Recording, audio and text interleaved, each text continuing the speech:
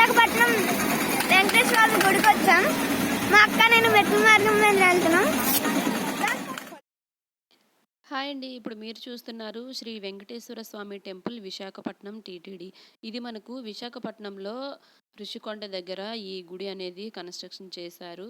అలాగే మీరు చూస్తున్న ఈ ఆర్చ్ దగ్గర నుంచి కొండపైకి వెళ్ళటానికి టూ వీలర్లో అయితే ఒక 5 to 6 మినిట్స్ మాత్రమే పడుతుంది.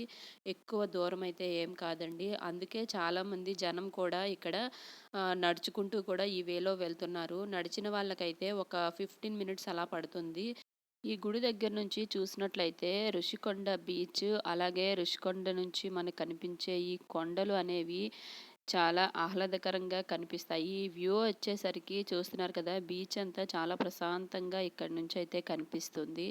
ఇది వచ్చేసి మెట్ల మార్గం అండి.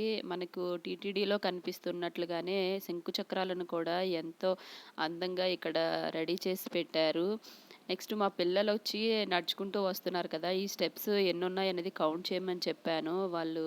వాళ్ళని అడిగి ఒకసారి తెలుసుకుందాము. 233 మెట్లు ఉన్నాయి ఫ్రెండ్స్. చాలా కష్టపడి ఎక్కాను నేను. అసలు అంత కష్టమేం అనిపించలేదు ఎక్కినప్పుడు. 233 మెట్లు ఉన్నాయి ఫ్రెండ్స్. చాలా కష్టపడి ఎక్కాను నేను. అసలు అంత కష్టమేం అనిపించలేదు ఎక్కినప్పుడు. దర్శనం ఆపేశారంటే ఇప్పుడే చాలా బాధగా ఉంది ఫ్రెండ్స్. సో ఈ పక్కన ఉండే మెట్ల మార్గం ద్వారానే మనం గుడిలోకి వెళ్ళి స్వామివారిని దర్శించుకోవటానికైతే వీలవుతుంది. ఇక్కడ ప్రస్తుతానికి దర్శనం ఆపారు కాబట్టి ఇంత ఫ్రీగా ఉంది.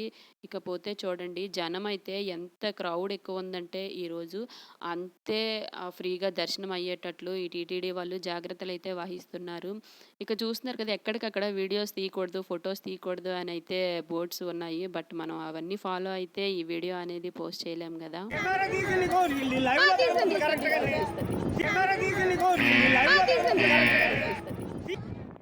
చూడండి ఫ్రెండ్స్, ఇందాక దర్శనం చేసుకుందామని వస్తేనేమో లైన్ ఆపేసారు.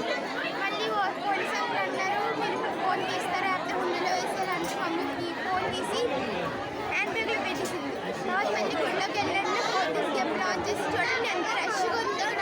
చాలా గోల సో మీరు కూడా చూసారు కదండి, ఇక్కడ సెక్యూరిటీ వాళ్ళు రూల్స్ అయితే చాలా స్ట్రిక్ట్గా ఫాలో అవుతున్నారు. ఒక ఫోటో కానీ వీడియో కానీ వాళ్ళు చూస్తుండగా అస్సలు తీయడానికి ఒప్పుకోవట్లేదు. సో మాకు దర్శనం అయితే పూర్తయ్యిందండి. లోపల స్వామివారి ప్రతిమ ఎలా ఉంది అంటే అచ్చం తిరుపతిలో మనం స్వామివారిని చూస్తే ఎలా అయితే అనుభూతి చెందుతామో అదే ఫీలింగ్ కలిగిందండి. ఎందుకంటే స్వామివారిని అక్కడ తిరుపతిలో ఎలా అయితే అలంకరించారో ఇక్కడ కూడా సేమ్ అలాగే అలంకరించారు. నిజంగా మనం తిరుపతి వెళ్ళామా అనే అనుభూతి అయితే చెందాను నేనైతే. ఈ విశాఖపట్నంలో ఉండే ప్రతి ఒక్కరూ కూడా చూడవలసిన ఒక గొప్ప గుడి అండి ఇది. తప్పకుండా మీరు కూడా వెళ్ళి చూడండి. సో ఈరోజు వీడియో అయితే ఇది.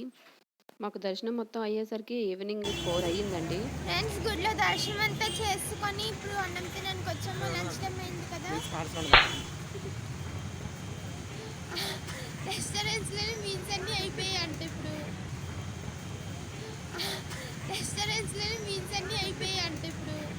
మేము ఏంటి తినాలి?